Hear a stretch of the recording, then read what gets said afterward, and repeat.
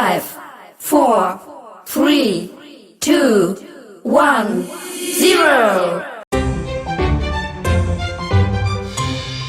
Assalamualaikum warahmatullahi wabarakatuh. Perkenalkan, nama saya Syarifah Bilqis Rashidah Harahap. Saya adalah narator dari kelompok 4 yang akan membawakan materi hukum telematika, tanda tangan elektronik dalam transaksi elektronik yang diampu oleh Bapak Hilbert Simplicium SHMKN. Assalamualaikum. Sebelum menjelaskan materi terkait tanda tangan elektronik dalam transaksi elektronik, saya akan memperkenalkan anggota kelompok saya terlebih dahulu. Yang pertama ada Salsabila Nagita, yang kedua ada Eksri Mona Lisa, yang ketiga ada Dia Ferbina, yang keempat ada Jacqueline Patricia, yang kelima ada Ingrid Islami, yang keenam ada Hazia Anzili, dan yang ketujuh ada saya sendiri. Tanda tangan elektronik di Indonesia diterapkan sebagai kebutuhan efisiensi dan keamanan dalam transaksi digital.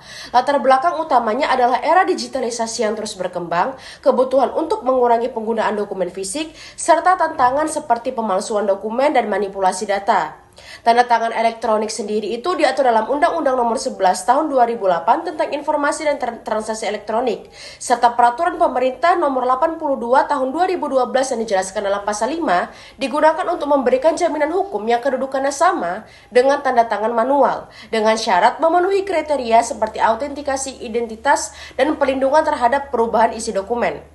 Tujuan utama dari penerapan tanda tangan elektronik adalah untuk mendukung transformasi digital di berbagai sektor, mulai dari perbankan hingga pelayanan publik.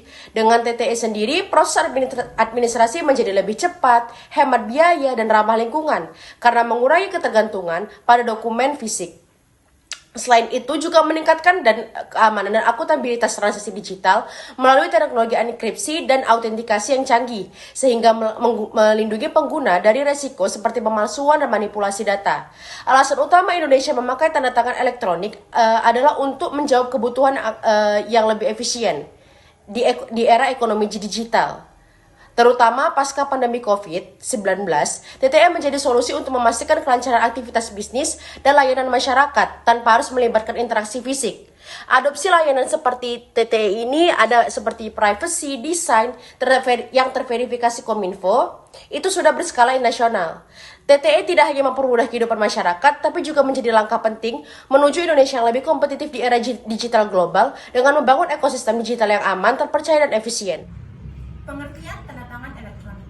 Pengertian tanda tangan elektronik dapat dilihat dalam pasal 1 angka 12 Undang-Undang Nomor 11 Tahun 2008 tentang Informasi dan Transaksi Elektronik yang menyatakan bahwa tanda tangan elektronik merupakan tanda tangan yang terdiri atas informasi elektronik yang dilekatkan, terasosiasi ataupun terkait dengan informasi elektronik lainnya dan kemudian digunakan sebagai alat untuk verifikasi ataupun autentikasi. Selain itu, menurut Julius Indra Dwi Paryo, pengertian tanda tangan elektronik merupakan sebuah identitas elektronik yang berfungsi sebagai tanda persetujuan terhadap kewajiban-kewajiban yang terdapat dalam sebuah transaksi elektronik. Tanda tangan elektronik terbagi menjadi dua jenis. Yang pertama adalah tanda tangan elektronik yang tersertifikasi, merupakan tanda tangan yang harus dibuat oleh jasa penyelenggara sertifikat elektronik, sering juga disebut sebagai PSRE. Yang kedua adalah tanda tangan elektronik yang tidak tersertifikasi, merupakan tanda tangan yang dibuat tanpa menggunakan jasa PSRE itu sendiri. Dasar hukum tanda tangan elektronik. Dasar hukum yang melegalisasi tanda tangan elektronik terdapat dalam 3 pengaturan. Yang pertama, undang-undang, yang kedua, peraturan pemerintah, dan yang ketiga, keputusan menteri. Kita bahas satu persatu mulai dari undang-undang. Undang-undang yang mengatur mengenai tanda tangan elektronik terdapat dalam Undang-Undang Informasi dan Transaksi Elektronik atau disingkat dengan UU ITE. UU ITE telah mengalami beberapa kali perubahan, yaitu dalam Undang-Undang Nomor 11 Tahun 2008, Undang-Undang Nomor 19 Tahun 2016 yang merupakan perubahan pertama, dan Undang-Undang Nomor 1 Tahun 2024 yang merupakan perubahan kedua. Dalam Undang-Undang ITE terdapat beberapa pasal yang mengatur mengenai tanda tangan elektronik. Pertama, dalam pasal 1 angka 12 yang memuat mengenai definisi tanda tangan elektronik. Yang kedua, pasal 11 yang memuat mengenai syarat-syarat yang harus dipenuhi agar tanda tangan elektronik memiliki kekuatan hukum dan akibat hukum yang sah. Yang ketiga, pasal 12 yang memuat mengenai pengamanan terhadap tanda tangan elektronik. Pengaturan yang kedua terdapat dalam peraturan pemerintah, yaitu Peraturan Nomor 82 Tahun 2012 tentang penyelenggaraan sistem dan transaksi elektronik. Pengaturan mengenai tanda tangan elektronik terdapat dalam beberapa pasal. Pertama, dalam pasal 1 angka 19 yang memuat mengenai pengertian. Yang kedua, dalam pasal 52 yang memuat mengenai fungsi. Yang ketiga, dalam pasal 54 yang memuat mengenai jenis-jenis. Selanjutnya diatur dalam pasal 55 hingga 58 mengenai tanda tangan elektronik itu sendiri.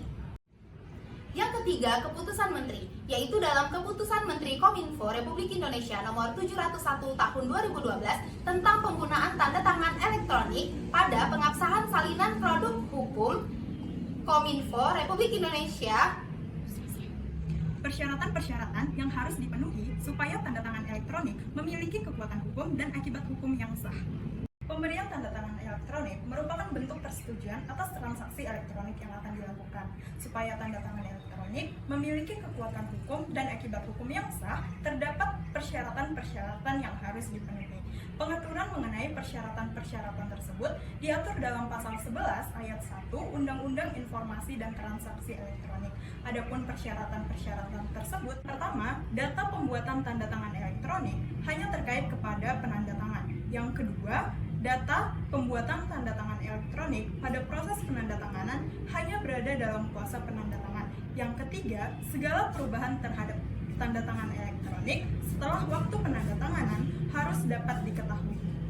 Yang keempat, segala perubahan terhadap informasi elektronik yang terkait dengan tanda tangan elektronik setelah waktu penandatanganan dapat diketahui. Yang kelima, terdapat cara tertentu yang dapat dipakai untuk mengidentifikasi siapa penanda tangan. Yang terakhir, terdapat cara tertentu untuk menunjukkan bahwa penandatanganan telah memberikan persetujuan terhadap informasi elektronik terkait. Baik, kita masuk ke dalam pembahasan kelebihan penggunaan tanda tangan berbasis atau secara elektronik di dalam transaksi elektronik. Seperti yang kita ketahui, transaksi elektronik ini memang telah terbukti meningkatkan tingkat keefektifan dan juga keefisienan kehidupan kita sehari-hari. Tanda tangan elektronik hadir untuk mendukung daripada pelaksanaan transaksi elektronik. Penggunaan tanda tangan elektronik dapat mengurangi biaya yang terkait dengan pencetakan, pengiriman, dan penyimpanan dokumen secara fisik. Selanjutnya, dokumen yang menggunakan tanda tangan elektronik ini dapat diakses dari mana saja dengan koneksi internet. Ini memudahkan pihak yang terlibat di dalam transaksi online untuk mengakses dan meninjau dokumen kapan saja.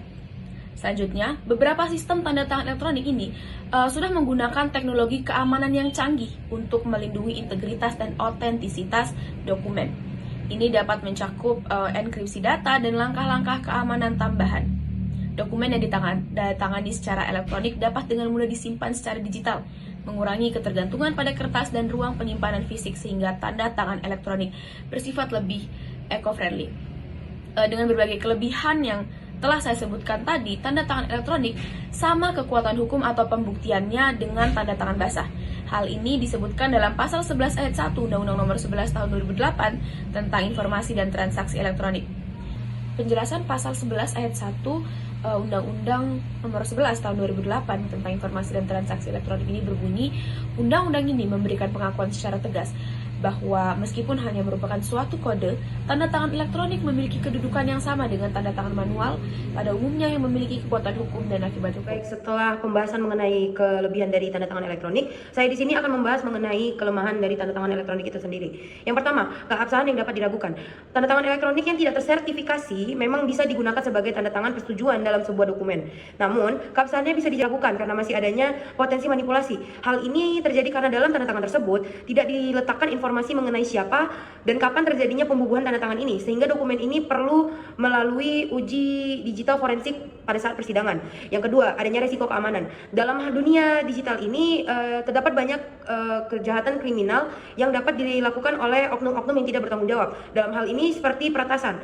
Tanda tangan elektronik ini dapat diretas atau disalahgunakan oleh oknum-oknum yang tidak bertanggung jawab dengan hanya meretas atau menggunakan HP, laptop, ataupun hal-hal yang gampang untuk diakses bagi orang lain. Dalam hal ini, tanda tangan elektronik yang tidak tersertifikasi masih sangat tinggi untuk diretas keamanannya. Namun, hal ini berbeda apabila tanda tangan elektronik sudah tersertifikasi oleh PRSE yang sudah diresmikan oleh Indonesia sehingga keamanannya bisa terjaga dengan ketat. Yang ketiga, kurang rapi. Meskipun remeh, namun hasil gambar dari tanda tangan elektronik bisa dapat mempengaruhi keabsahan dari dokumen tersebut. Misalnya, Anda berkeinginan untuk mengganti dosen pembimbing dan membuat surat pernyataan mengenai hal tersebut. Tentu pihak akademik kampus Anda tidak akan percaya apabila surat tersebut memang benar dari dosen Anda. Dikarenakan tanda tangan dari dosen Anda yang berbasis digital tersebut kurang rapi sehingga membuat keraguan bagi orang lain apakah benar dosen Anda emang menandatangani dokumen tersebut. Para penipuan transaksi elektronik, Kominfo imbau pemanfaatan tanda tangan digital.